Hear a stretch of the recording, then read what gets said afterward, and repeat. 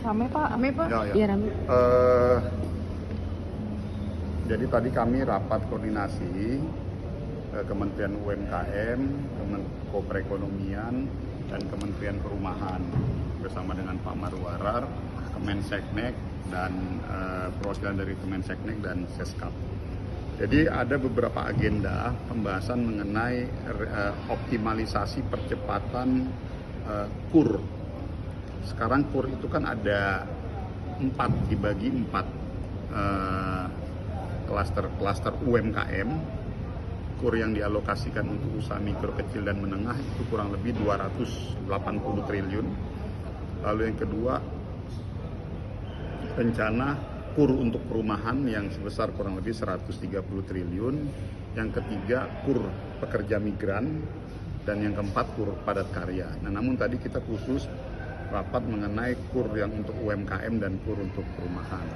Kami sedang mempersiapkan agenda 2 hal yang nanti akan diselenggarakan di bulan Oktober, antara minggu pertama atau minggu kedua. Agendanya ada 2 hal. Yang pertama adalah launching KUR perumahan yang sudah dialokasikan kurang lebih 130 triliun, dan yang kedua adalah akad KUR massal UMKM yang sudah kita realisasikan dari bulan Januari sampai September sebanyak kurang lebih 1 juta UMKM plus minus, di mana tadi setelah kita hitung ada rata-rata kalau per UMKM-nya itu average 2 sampai 3 orang pekerja, berarti ada kurang lebih 2,5 juta sampai 3 juta tenaga kerja yang terserap dari program ini. Saya pikir itu. Perkembangan KUR sendiri, UMKM sendiri untuk semester 1 gimana Pak? Perkembangan KUR. Karena angka, jadi gue sambil ini ya. Oke. Jadi alokasi kita kan 270 triliun untuk UMKM, di mana target debitur barunya 2,34 juta. Target debitur graduasi itu 1,2 juta. Nah, target untuk dialokasikan ke sektor produksi kita tahun ini 60%. Oh, 60%. Nah, memang dari tahun-tahun kemarin tidak pernah tercapai. Kurang lebih di 57, 56%. Nah, alhamdulillah, nah ini saya laporkan nilai realisasi KUR kita dari tanggal 1 Januari sampai 14 September ya. 14 September. Sampai 14 September 2025 itu sebesar 190 triliun yang sudah terrealisasi.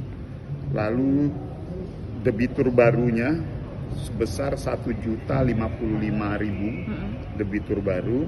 Debitur graduasinya yang naik yaitu kurang lebih 1.080.000. Lalu jumlah penerima KUR, jumlah ya, baik itu debitur baru dan juga debitur lamanya untuk tahun ini sebanyak 3.241.000 debitur, dan realisasi KUR di sektor produksinya sebesar 114 triliun, yaitu kurang lebih 60,4%. Artinya alhamdulillah ada peningkatan dan memang sudah melewati dari target kita. Ini yang menjadi kata kunci terpenting bagi saya sebetulnya, karena kita tekankan betul dari alokasi plafon KUR yang sebesar 280T harus 60% masuk ke sektor produksi. Jadi kita betul-betul mengupayakan agar jangan masuk ke sektor konsumsinya lebih banyak. Karena kalau masuk ke sektor konsumsi tidak punya multiplier efek ekonomi itu. Tapi kalau masuk ke sektor produksi, multiplier efek ekonominya besar. Penyerapan tenaga kerja, efek dampak ekonomi di bawah juga besar. Nah, alhamdulillah targetnya sampai bulan September ini, tanggal 15 sudah tercapai 60,4%. Berarti itu kalau untuk sampai akhir tahun sendiri, target dari Bapak sendiri akan menaiknya jadi berapa Pak? Nah, justru kami di internal malah ini, tapi ini di luar dari ini cuma untuk memotivasi internal kementerian kami. Kami justru nanti sampai akhir tahun kami mau buat target sampai 61%. 61%. Ya, sampai akhir tahun ini. Ini di luar target ya, di luar target yang memang sudah diarahkan oleh komite pembiayaan. Kalau ini untuk tahun depan sendiri Pak, untuk arah penerimaan kita lihat nanti dari bulan evaluasi kita di bulan November atau Desember. Jadi saya juga belum berani bicara target kita di 2026 seperti apa. Ya kalau nanti merujuk target realisasi kita di sektor produksi ini bisa tercapai, Ya tidak menutup kemungkinan tahun depan kita akan naikkan.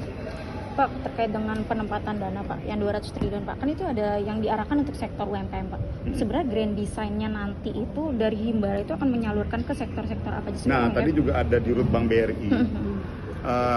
Ini berita gembira sebetulnya bagi kami yang di sektor UMKM. Dengan alokasi angga dana 200 triliun yang digelontorkan ke Bank Himbara kita, itu salah satu penikmat yang paling terbesar itu sektor UMKM. Karena akhirnya akses pembiayaan itu semakin terbuka kan, karena ada uang yang beredar di Bank Himbara kita. Jadi teman-teman UMKM, baik itu mikro, kecil dan menengah, dia semakin bisa mendapatkan ruang dan kesempatan, ruang fiskal yang cukup signifikan untuk bisa mengakses pembiayaan. Tapi nanti tuh akan ada ini nggak sih Pak, grand design, maksudnya sektor apa aja yang memang harus disasar oleh Himbara itu nanti akan kita rapatkan dan bicarakan dengan teman-teman Himbara. Tapi ini yang di luar KUR ya. Iya. Jadi kalau tadi kan yang saya sampaikan itu yang untuk program KUR-nya yang ada subsidi di situ. Nah, tetapi kalau yang digelontorkan nanti ini 200 triliun itu bukan yang untuk KUR ya. Jadi untuk yang non KUR. Jadi tolong jangan sampai teman-teman salah tangkap nih gitu. Nah itu. Nah, poinnya yang saya ingin sampaikan tadi rapat kita, artinya di bulan Oktober dalam rangka menjawab ataupun menjawab semangat besar Pak Presiden, di mana beliau memberikan ruang sebesar-besarnya kepada ekonomi menengah ke bawah. Awal atau pertengahan Oktober kita akan melakukan akad KUR massal sebanyak kurang lebih 800.000 seluruh Indonesia. Itu poinnya nanti. Oke, itu Pak Gue Pak, untuk target itu 800.000. Kenapa? Oh, itu macam-macam tuh angkanya itu. Ya itu tadi, kalau dari tadi yang sudah kita realisasikan kan nilai penyelenggaraan 189 triliun. Ya berkisar di angka-angka itu. Kurang lebih ya mungkin setengahnya ya. Karena kan nggak semuanya kan, kalau total semuanya kan tadi udah 3,2 juta. Nah, yang mau kita lakukan nanti itu adalah launching akad KUR massal yang dipimpin oleh Pak Presiden langsung terhadap 800.000 UMKM di seluruh Indonesia. Plus minus ya. Nanti kita lihat range-nya antara 500.000 sampai 800.000. Usaha mikro, kecil dan menengah. Jadi nanti simbolik tuh, berbarengan tuh. Jadi akad KUR massal yang baru nih ya, bukan yang lama, yang baru masuk. Pak, balik lagi ke penempatan dana Pak. Kan kalau dari BRI sendiri kan dapat 55 triliun Pak. Dari Pak Maman sendiri berharapnya UMKM sendiri itu dapat menyerap berapa triliun? Kalau saya pikir kalau itu kita nggak bisa. Yang terpenting nanti itu kan tergantung dari masing-masing bank. Dia akan menyiapkan dan ini nggak bisa kita, karena ini kan lebih sifatkan lebih general dan lebih tergantung dari B2B antara bank dengan pihak debitur saja. Ini berbeda loh ya dengan yang KUR ya, tolong itu. Oke, makasih Pak. Makasih ya. Siap.